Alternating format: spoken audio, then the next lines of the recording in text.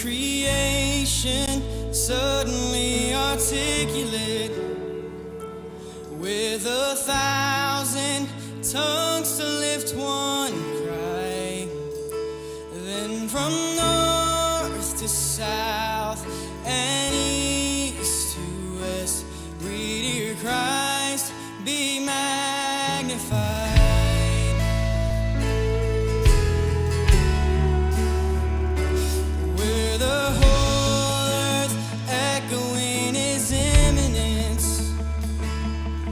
His name would burst from sea and sky, from rivers to the mountain tops, where Christ be magnified.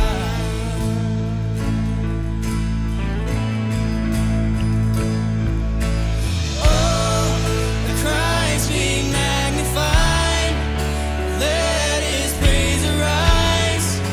Christ be magnified in me. Oh, Christ be magnified from the altar of my life.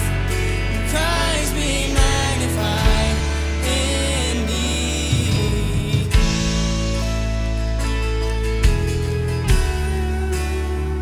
When every creature finds its inmost melody, and every human heart its native cry, holding in one enraptured hymn of praise, we'll sing Christ be magnified. Oh, be lifted high. Oh, Christ be magnified. Let His praise arise. Christ be magnified in me. Oh, Christ be magnified from the altar of my life. Christ be magnified in me.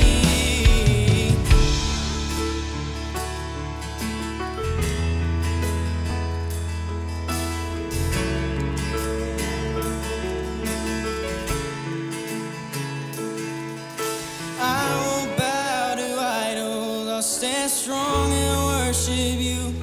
And if it puts me in the fire, I'll rejoice 'cause you're there too. I won't be formed by feelings, I hold fast to what is true. If the cross brings transformation, then I'll be crucified with you. 'Cause death is just a doorway to resurrection life. If I join you in your suffering, then I'll join you when you rise. And when you return in glory with all the angels and the saints, my heart will still be singing, and my song will be the same. Oh,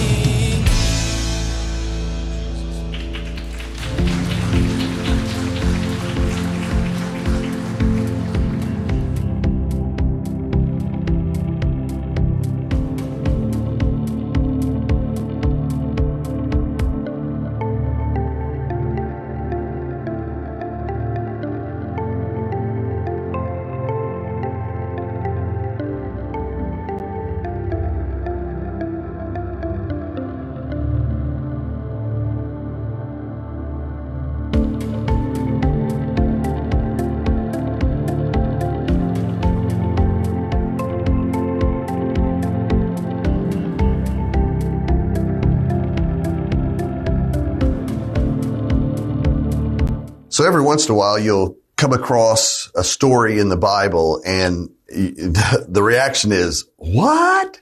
Is that really in the Bible? Does the Bible really say that? Well, today we're going to look at a story in the Bible that kind of fits into that category. The story is found in 2 Samuel chapter 13, and it's basically about two people, Amnon and Tamar or Tamar. Tamar is kind of the anglicized way to say her name, and that's probably the one I'll go with today.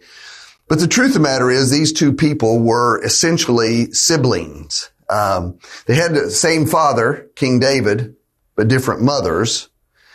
And there's debate. This makes them technically half brother and half sister. There's some that think that maybe Tamar was a stepsister.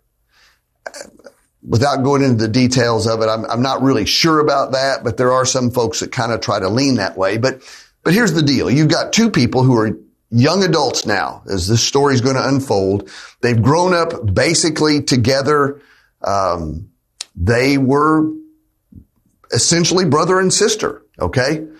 And this is the way the story starts in 2 Samuel chapter 13, verse 1. In the course of time, Amnon, son of David, and here's the three key words, fell in love with Tamar, the beautiful sister of Absalom, son of David. Now, fell in love. This is going to be the question mark. This is the key issue of the story. Does Amnon really love her, or is it something else? Well, you start to wonder about it when you go to verse 2. It says, Amnon became, now look at this expression, frustrated to the point of illness. So we're talking about an obsessive emotion that he has. You could almost say he's got the hots for his sister, okay?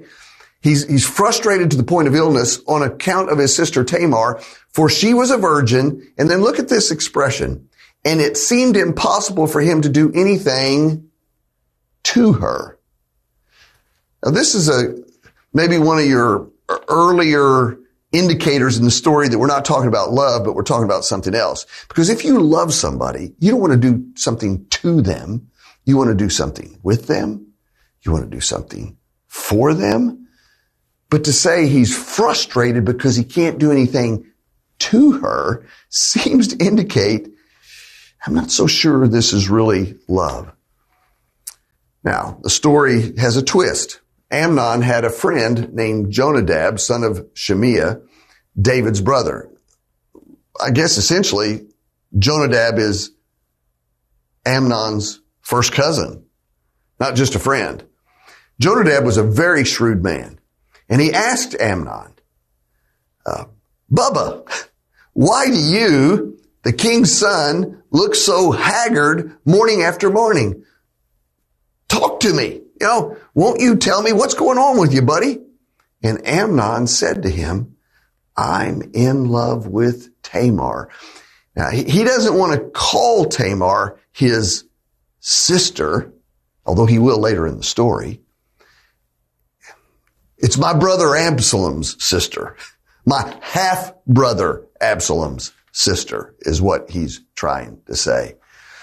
So here's the plan. Jonadab has a shrewd plan. He says, I want you to go to bed and pretend to be ill. And here's where ding, ding, ding, ding, ding, there ought to be bells and whistles going off, because if you love somebody, you don't pretend, you don't lie, you don't deceive.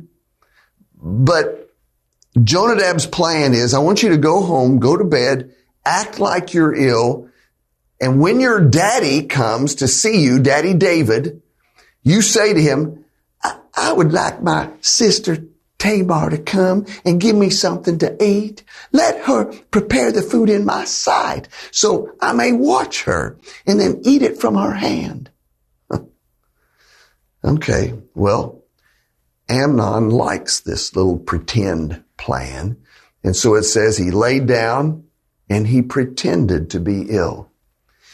And when King David came to see him, and by the way, he's oblivious to what's going on here, Amnon said to him, I would like my sister Tamar to come and make some special bread for me and my side so I may eat it from her hand.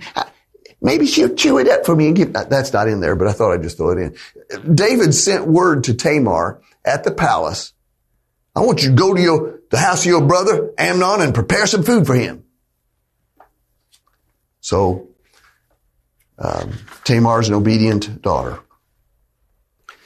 Tamar went to the house of her brother Amnon, who was lying down. She took some dough, kneaded it, made the bread in his sight, baked it.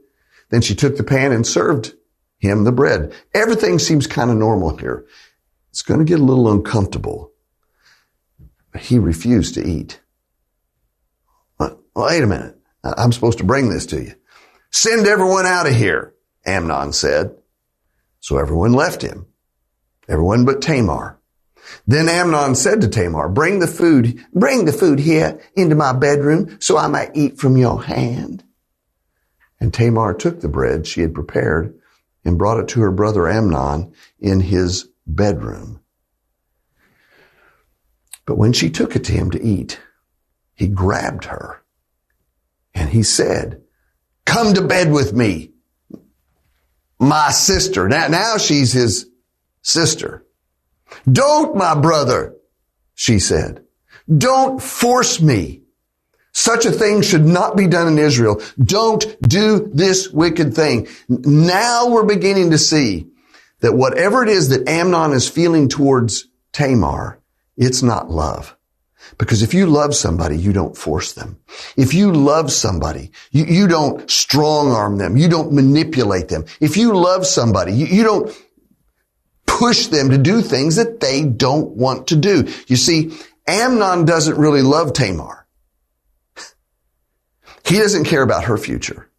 He doesn't care about her life. He doesn't care about her virginity. He doesn't care about her integrity. He doesn't care about her future. Amnon doesn't love Tamar. He loves himself. And he wants what he can get from her. That's what's going on there. This is lust, not love.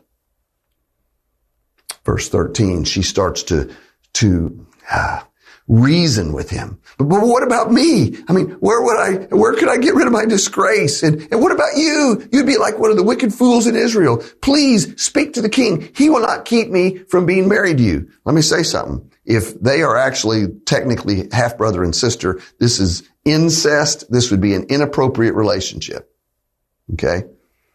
She's probably just grasping for straws. She's looking for something,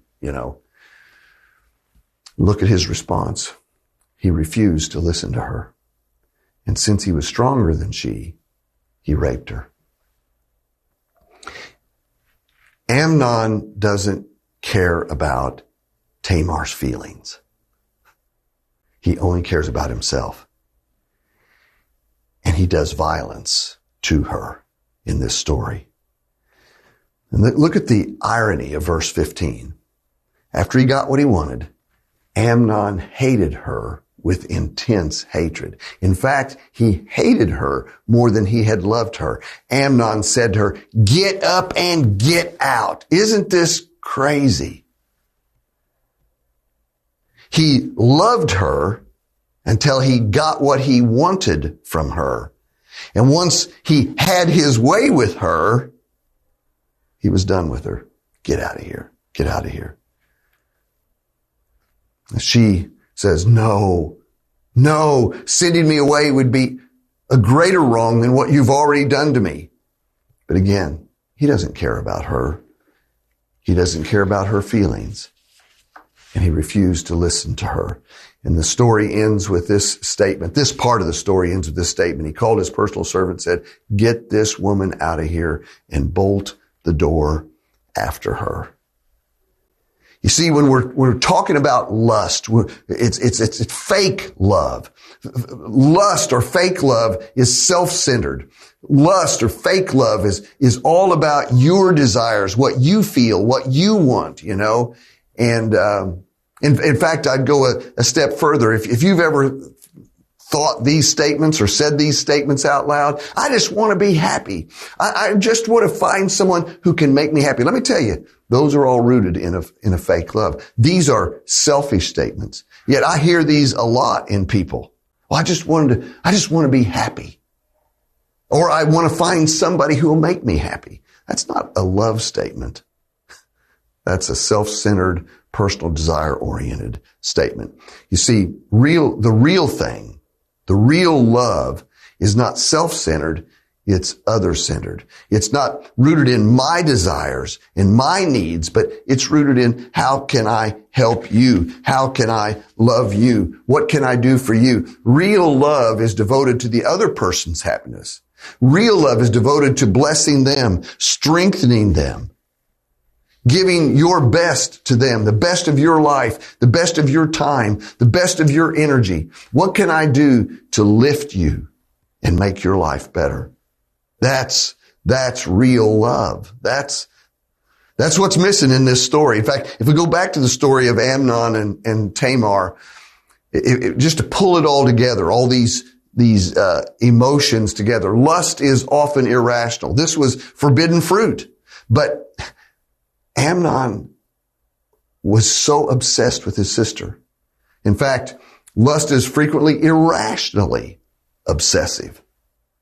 He was sick. He was so obsessively lustful towards her that it made him sick, And when you have lust, what you do is you don't serve people. You don't love people. You don't care for people. You use people to get what you want, to make you feel good. You say, I'm frustrated because I can't think of anything to do to her. I can't figure out how I can have her, Lust is deceptively manipulative. He tricks her, tricks his dad, He used deception to manipulate. Lust is pushy and demanding. He forced himself upon her. He didn't care about her feelings. He just wanted what he wanted. And of course, lust is also emotionally fickle. When a person is being guided by lust, and then they finally get their satisfaction, all of a sudden they don't really care for that person, They don't really care for them. See, that's lust. But let's look at a contrasting picture of love. Love would be honest. You'd realize, okay, maybe I've got some stupid feelings, but this is not right. When you love somebody, you shut her down, when you should. Love is patient with boundaries. Love is supportive, not using people, supportive of people. Love respects people, is sacrificial, not demanding of their own stuff. Love is stable and secure. You see, I think one of the sad facts about our American culture today is that too many of us don't know how to love. We've been trained by the culture to lust. And we don't know how to really love somebody. Now, what I'm doing with this message today is I'm continuing this series that I started 6 weeks ago on the 7 deadly sins. And we looked at over the last 5 weeks, greed and gluttony and sloth and envy. And last week, wrath or anger. And today, we're going to look at lust. We're going to start to peel off the layers of lust. What I'm going to try to do is help you see the shallowness of lust, the ugliness sometimes of lust, the destructiveness of lust. And my ultimate goal is to help you see the beauty of love, real love, a beautiful love. C.S. Lewis wrote a book several years ago called The Four Loves. And he looks at 4 different Greek words in the Bible that talk about love. And in the book, he tells a story about a man. It's an imaginary story, a lustful man who one evening is prowling the streets. He's prowling the streets because we could say he wants a woman, He wants a woman. But is that really what he wants? Listen to C.S. Lewis's insightful observation here. He says, strictly speaking, a woman is just what he does not want. This is what he wants. He wants a pleasure. He wants a pleasure for which a woman happens to be the necessary piece of apparatus. See, with lust, you're not looking for a depth of relationship. With lust, you're looking for an experience, a feeling, with a pleasure. He says, now love makes a man really want not a woman. Love makes us want a particular woman. In some mysterious but quite indisputable fashion, the lover desires the beloved herself, not the pleasure she can give. And then I love the way he summarizes these two paragraphs with this statement. To summarize, love wants a person. Lust wants a feeling, an experience. Love wants to connect. Love wants a meaningful relationship, and a meaningfully intimate relationship with a person. Lust just wants to feel good, you know. Lust reduces a person to a commodity, you know, an object. The person becomes an object for pleasure, to make me feel good. What lust does is it separates the person from the pleasure they can give. And once I get the pleasure, I don't care about the person. You know, it's selfish, you know. And I think this is a cultural problem for us. I think this is a 21st century modern problem that we are wrestling with today. I came across another interesting observation from one of Philip Yancey's books, Rumors of Another World. And in the book, he tells a story about a medical missionary, a physician, a doctor who'd been serving on the continent of Africa for years. And where he was serving was a very primitive area, cut off from much of the modern world, no internet, you know, no Wi-Fi, no, hardly even telephones. And it was hard work. It was an intensely difficult setting to do ministry. And after several years of doing this, the guy comes back to the United States for a furlough. And what happens to him is like a culture shock. It says the first thing that struck him when he got back into Western civilization was how everything was about sex. Every story, every movie on the plane had a sexual plot central to it. And when he got into the airport, all the magazines were basically about how to have better sex or who looked better while having sex. It was disorienting to him. Particularly because he'd been in a place where the majority of people were nude, or at least partially nude, but non-sexualized. It says here in the U.S., or here in the West, we're clothed, but fully sexualized as people. Now, the next statement that he makes as a part of this paragraph, I've separated it out because I want you to really think about it. He says, we are discipled by our desires, or in our desires, by the people that we're around. And maybe I might stretch it a little bit further. We are discipled in our desires by our culture within which we live. And, you know, when a society is increasingly sexualized, our desires are discipled to be sexualized. Part of the challenge with lust is it is discipling a generation of young people in the church to normalize sexual sin. In other words, we're beginning to believe as a culture, maybe we already have got there, that lust is normal and that lust is good simply because it's everywhere. Again, I think there are an increasing number of people within our culture who just don't know how to love. And we don't know how to love because we've been trained to lust.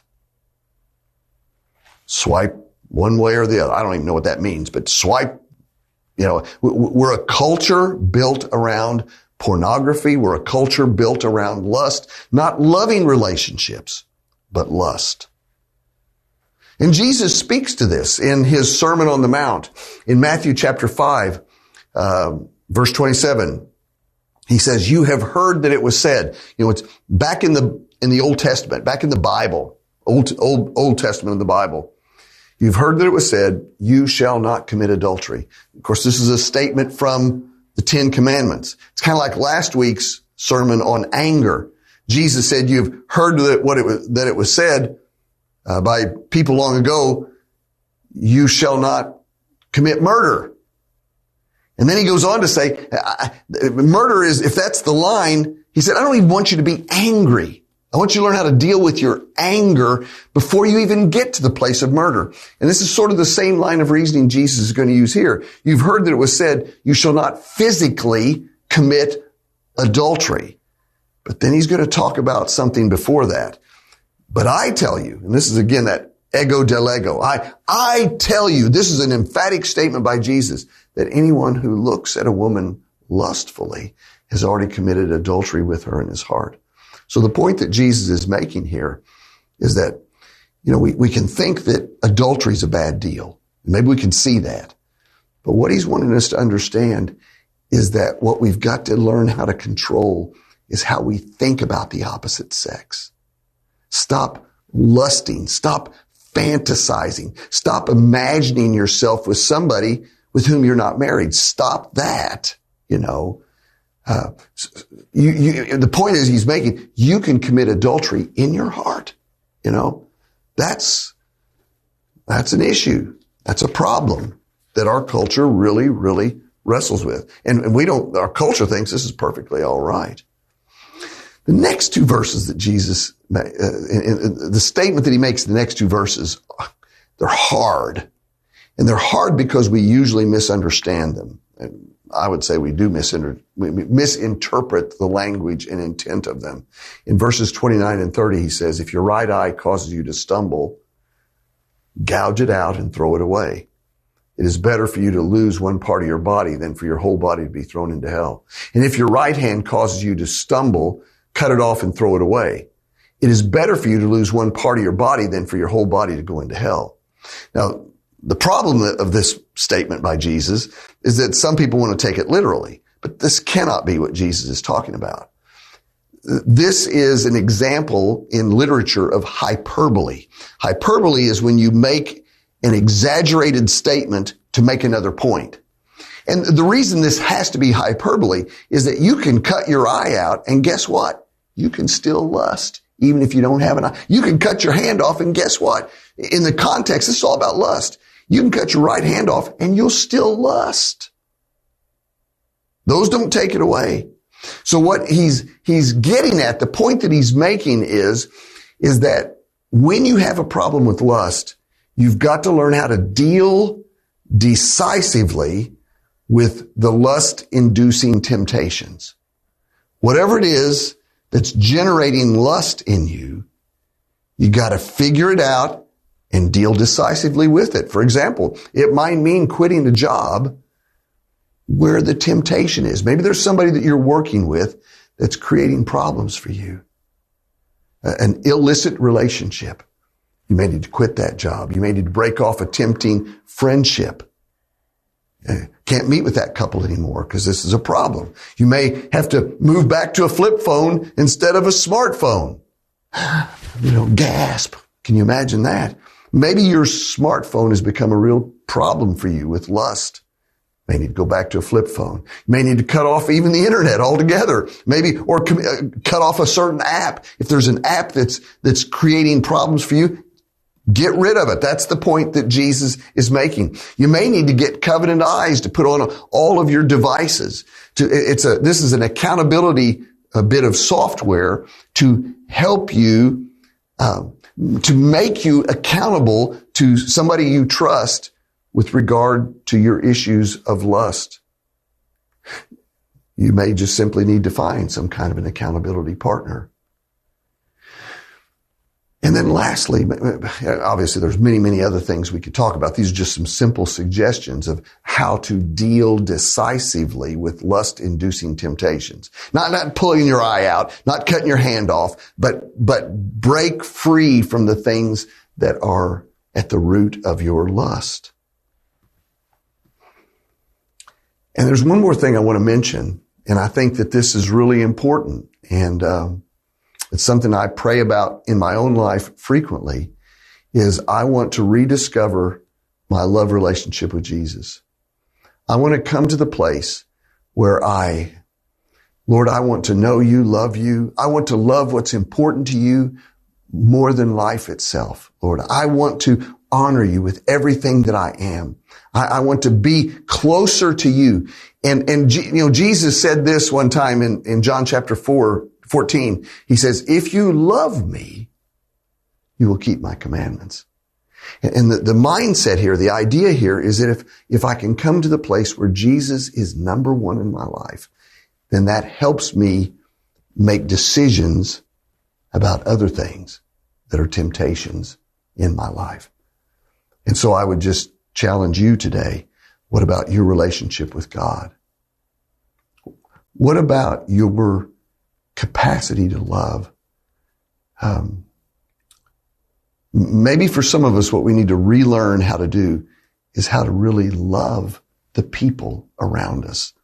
And instead of using them, instead of manipulating them, instead of forcing them, what we want to learn how to do is how to love them the way Jesus would love them. God, help us to love and not be driven by lust. Let's pray. Lord, I pray that you'll take this kind of simple, basic message that comes from some powerful passages in the Bible and Lord, use it to speak to us deeply. Help us to make some commitments today that push us towards love and not lust. In Jesus' name I pray. Amen.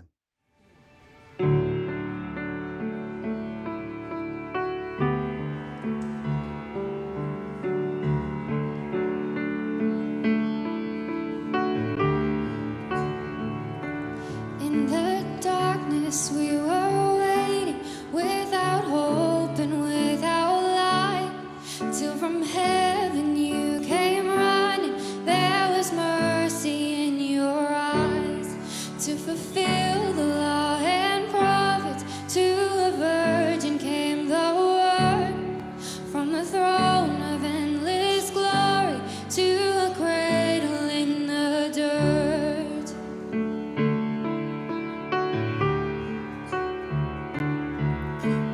Praise the Father, praise the Son, praise the Spirit, three in one. God of glory, majesty, praise forever to the King of Kings.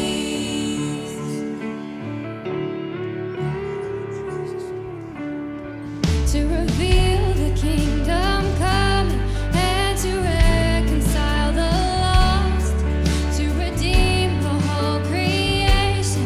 You did not despise the cross, for even in your suffering you saw to the other side, knowing this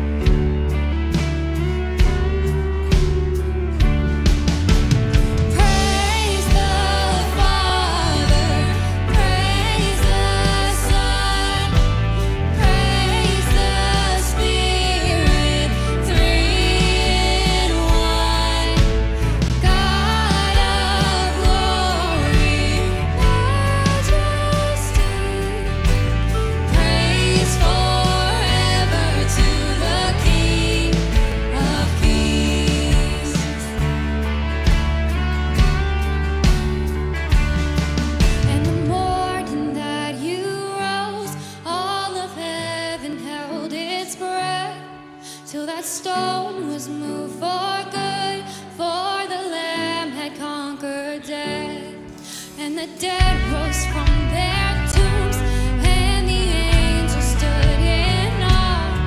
For the souls of all who come to the Father are restored. And the church of Christ was born. Then the Spirit lit the flame. Now this gospel true of gold shall not fade and shall not fade. By His blood and in His name, in His freedom I am free. For the love of Jesus Christ, who has resurrected me.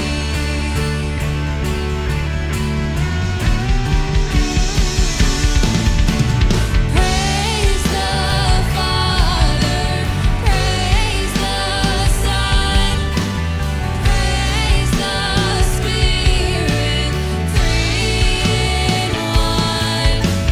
God of glory, majesty, praise forever to the King of Kings.